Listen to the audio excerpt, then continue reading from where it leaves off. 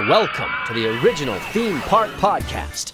This is your announcer, Neil Patrick Harris. And now, CoasterRadio.com. All right, everybody, welcome to this CoasterRadio.com video podcast, where EB and I are going to ride along with you on some of Europe's favorite roller coasters. So this is the one that goes up the mountain?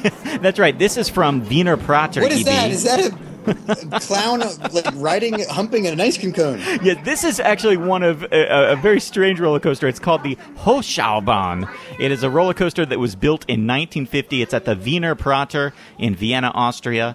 It's actually a side friction roller coaster, EB, and an Ace Coaster Classic.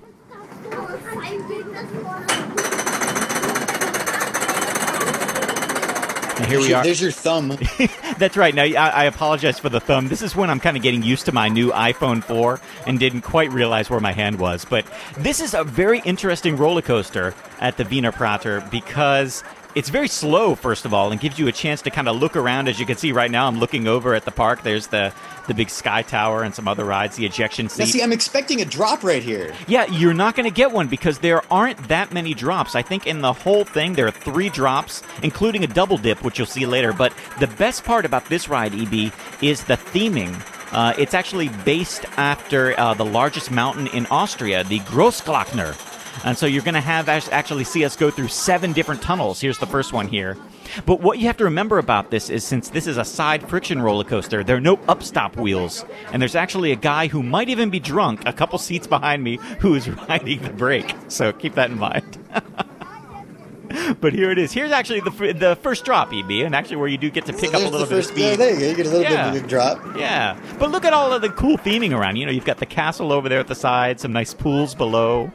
And actually, a chance to actually look around. Like, here's a very slow part, so I actually had a chance to look up at Prater Tower, which is right there in front of me. You can see that.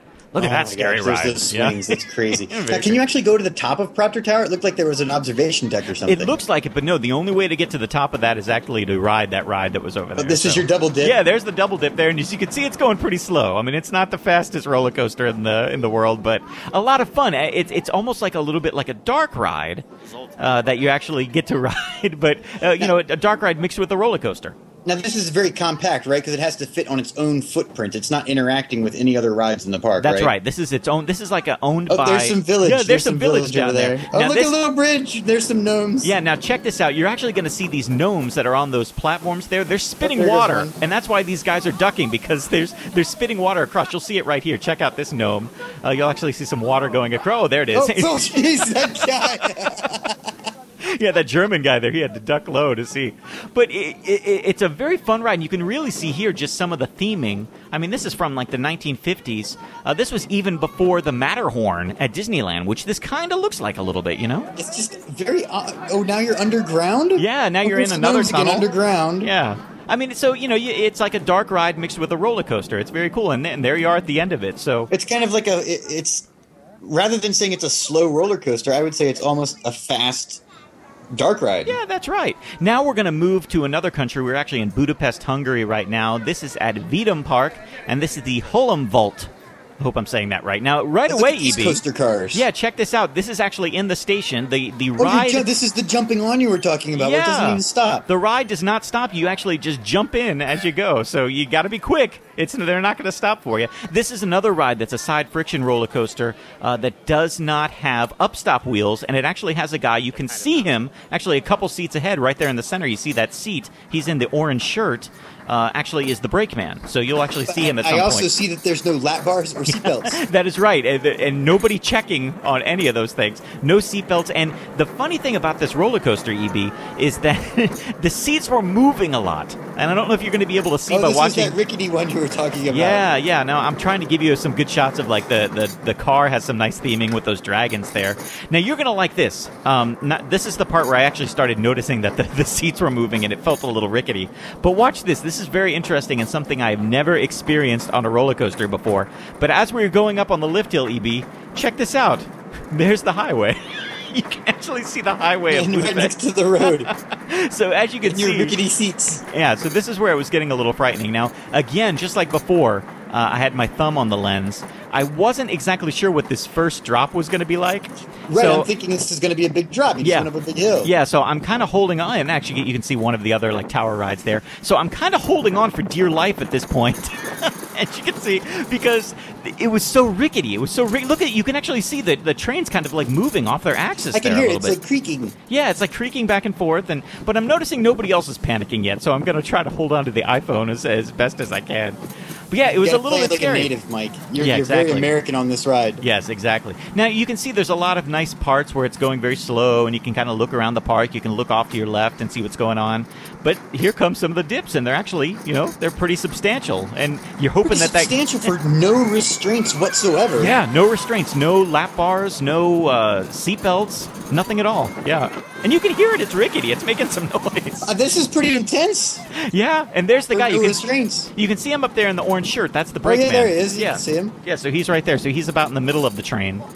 And, but this is the big roller coaster in Hungary. That's what you have to remember. This is like the largest roller coaster there. They've got 3 in the country altogether, one of which is a kiddie ride. And this is, look at the, you can see the cars moving, like actually going up and down off the axis. It's kind of frightening. So here's a little double dip. This is nice. And the people were so excited to be riding this, and of course this is like one of those rides we like where it goes under its structure and stuff, so that's pretty cool. It interacts with itself a lot. There's a lot of screaming. I mean, it seems like it's pretty exciting ride. I like the cars though. The cars are really cool. There's like 4, 5, 6 rows of seats each car. Yeah, I think 7 trains altogether with 3 cars per train. And this ride has been around since 1926, so...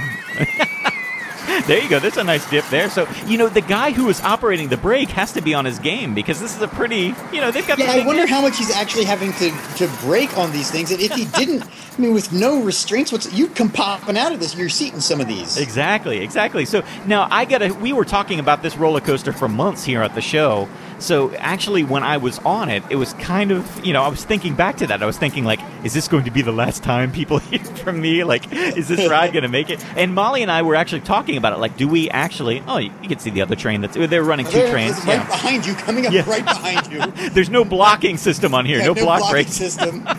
So that was the other thing. I was like, I hope this thing, maintains its speed. This is a long ride. It is. It's like 4 minutes and 30 seconds total, I think. So... really worth your money, worth the admission to get into Vidámpark, I think. So yeah, and this is the part I think that was actually the last dip, and then the rest of it is just slowly getting back to the station. But a nice long ride, and then one that's been thrilling people there in Hungary since 1926. So did you experience any disappointment, Mike? Because this is the one. I mean, this is the one that you flew over to ride. That's right. I was very happy with it. I thought it was a lot of fun because it was such a unique experience. And when do you get a chance to? And there, of course, I'm getting a nice shot for you of the dragon. Yeah, of the dragon. When else do you get a chance to ride a roller coaster like this? Like in a country. Well, I guess that's the thing. Is it might be a little bit small and it might not be the biggest thrills, but the fact that it's unique enough makes it worth. Go right next to you. That's not okay. That was a little frightening, yeah, because I didn't see it coming up and it roared behind. And there's actually the nice boat ride that's there where we talked about on our show at one point where, the... Looks like a nice day. No crowds or anything. And here's my favorite part of the ride, EB. Right here, the sign. Please get off. Please get off. Be like, nope, I'm riding again. We want to thank you guys for joining us here on this video podcast. We'll see you next time.